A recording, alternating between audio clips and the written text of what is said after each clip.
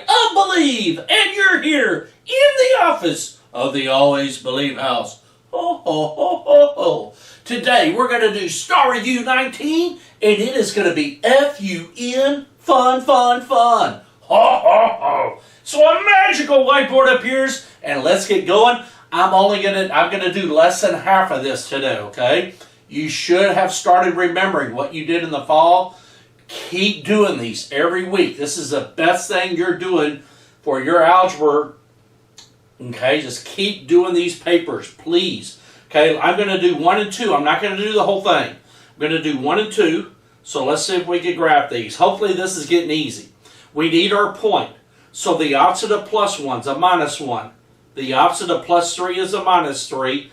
And our slope is a negative 1. Which means down 1, right 1, doesn't it? So I'm going to put a dot at negative 1, negative 3. And then my slope is down 1, right 1. It's going to do this. And then on this line, I'm going to shade up, okay, because my y is positive, and I'm going to do this right here.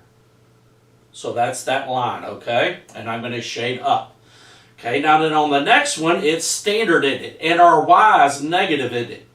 Okay, since a y is negative, that inequality is going to flip. Make this a less than or greater than, okay?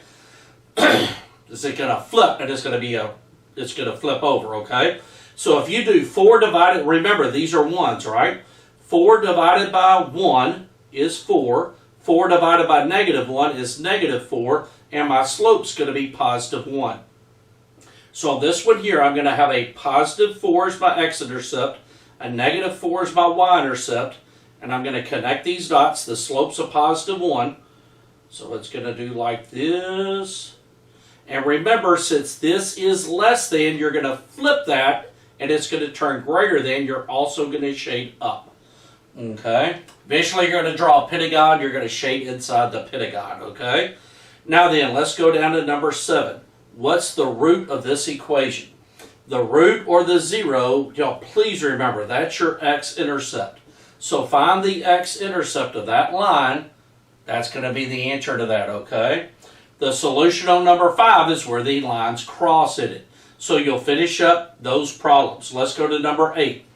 Number 8, you will learn how to do this on Thursday. This will be Thursday's lesson. Okay? One of the hardest things you do in this class all year long is how to factor quadratics. Now then, what you're going to do on this one right here is you're going to solve it for 0. And then you will take out the 5. You'll factor out the 5. And then this is going to turn into something like this, okay? You'll learn how to do that Thursday. So after Thursday's lesson, you should be able to do number 8. Let's go to number 9. Number 9, if you were to imagine this problem without any exponents, you just got 5 squared. So 5 squared is going to turn into 25. My x to the cube stays on top, but that y to the negative 4 is going to go to the bottom, isn't it? This right here would be my answer. Remember on number 9, there's 2 problems. You're not going to multiply the 2 answers. There's 2 separate problems. Let's go to the next one. On the next one, if I were to take out all these letters, I would have negative 3 to the negative 3rd power. Let's type that in the calculator.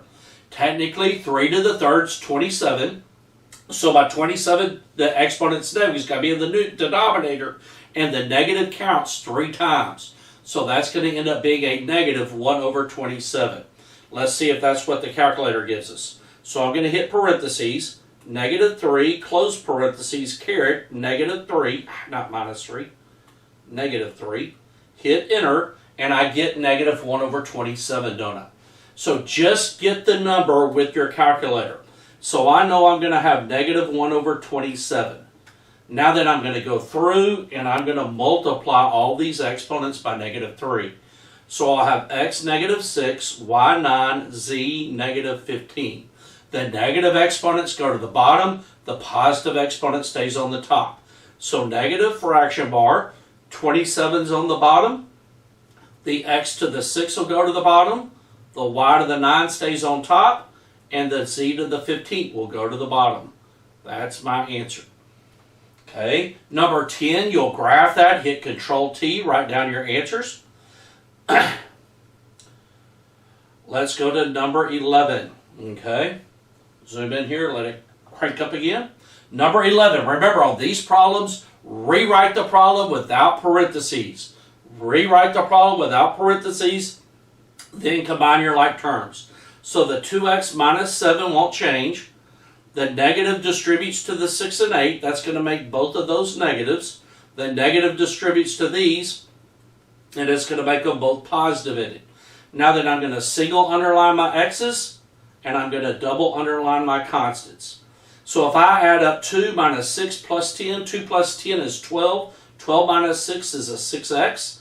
And then negative 7 minus 8 is negative 15, plus 1 is a negative 14. This is my answer. Let's go to the next one. I'm going to distribute 3x, aren't I? And then I'm going to distribute negative 7x. That negative goes with that 7x, doesn't it? So I'm going to have 36x squared, sign, number, letter, exponent, negative 21x, sign, number, letter.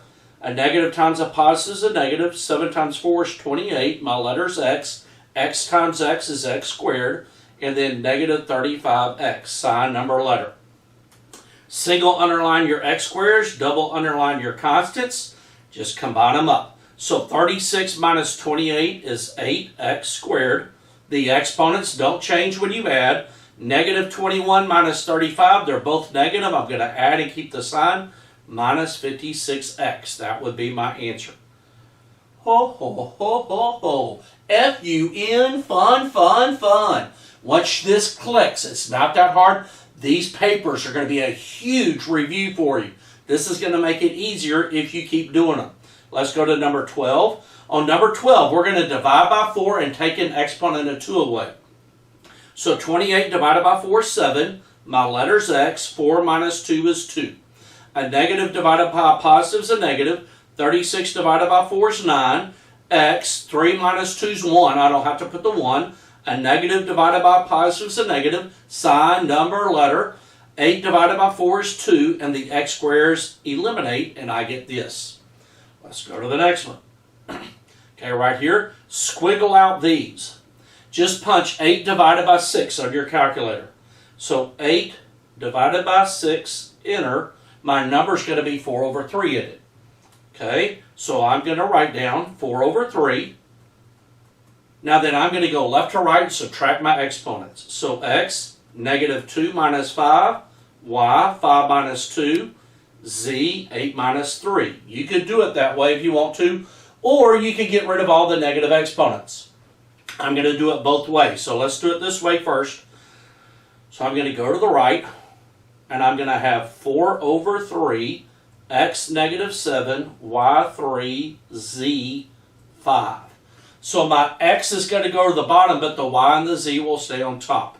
So I'm going to have 4 over 3, the x to the 7 drops, y stays on top, z stays on top. That's one way you could do it. The other way you could do it, let me erase these, is to draw a fraction bar. I got 4 over 3, and I'm going to make everything positive.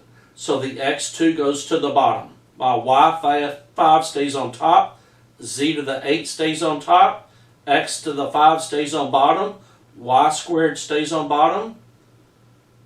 Ooh, that should be a z to 11. I should have had negative 8 minus negative 3. I'm sorry. This is going to be z to 11. Sorry about that. And then the z to the 3 goes on top, which is why I like doing it this way. Now then, if you do it this way, you're going to go straight to here. You're going to have your 4 over 3. You have more x. Your x's are all on bottom, so you'll add up your x's and get x to the 7. Your y, biggest y's on top. 5 minus 2 is 3. Both of your z's on top. 8 plus 3 is 11. Okay, so you'll get 4 over 3, x cubed, z 11, and then 3x7. What I messed up on last time, this z should have been this. 8 minus a negative 3. 8 minus a negative 3 will turn into the 11. So sorry I messed up on that. I did that on purpose to see if you're paying attention. And lastly, let's go to 15. You should be able to do 13 and 14. On 15, let's get the x-intercepts and the y-intercepts. So my x-intercept, is going to be 20 divided by 4, which is 5. My y-intercept's 20 divided by negative 5 is negative 4.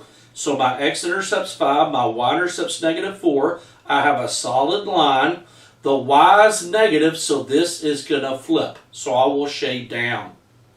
So anything above the line will not work. So when I draw my other line, anything above the red line won't work. Let's go to the next one. Negative 6 divided by 3 is negative 2. Let me put x first. So x is negative 6 divided by 3 is negative 2. Negative 6 divided by 2 is negative 3. I'm going to plot those, negative 2 and negative 3. My line is going to go up 3 over 2. It's going to do this. It's going to be solid. And the y is positive, so on this one I would shade up. So on the red one I'm shading down, on the purple one I'm shading up. My double shaded area would be right here with it. Okay? Ho, ho, ho, ho, ho. F-U-N, fun, fun, fun. Lastly, on 16, make sure you're doing these. Oh, another thing on 15, I'm going to show you a trick. Make a T-chart. One of the algebra teachers was doing slope this way, and it's a lot easier. Put your 5, negative 2, and your negative 3, 4, and then draw caret marks. Okay, you're going to do your x minus x and your y minus y this way. This is going to be a little bit simpler. So how far is it from 5 to negative 3 on the number line? It's 8 units, but you're going left, so it's going to be a negative 8 in it. How far is it from negative 2 to 4 on the number line? From negative 2 to 4 on the number line is 6. You can kind of visualize this, and you don't have any double signs or any integer rules this way. Okay, so my slope is y minus y over x minus x. It's going to be 6 over negative 8.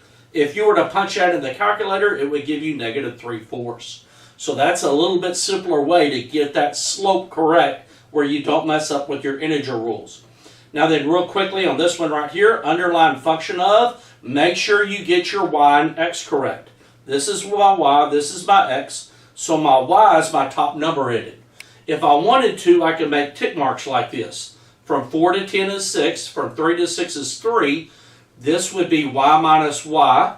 This would be x minus x. I could get my slope that way, can't I? I will let you finish that up.